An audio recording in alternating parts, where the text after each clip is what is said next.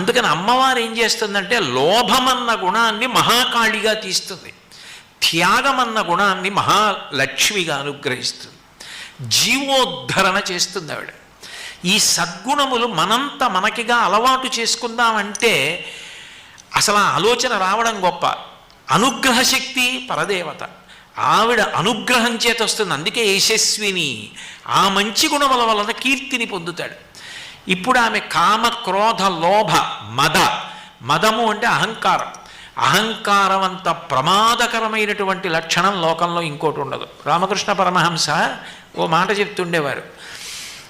వెనకటికి ఒక మహారాజు గారు మదపుటేనుగు మీద వస్తుంటే అక్కడే కన్నంలో ఉన్నటువంటి ఒక కప్ప పైకి లేచి కాలు పైకెత్తి, ఏమి నేను ఇక్కడ ఉన్నానని తెలియదా, ఇలా వస్తున్నావు, ఒక్క తన్ను తంతాను, పక్క నుంచి వెళ్ళు అంది. రామకృష్ణ పరమహంస శిష్యుడు చూసి పరమహంసని అడిగాడు,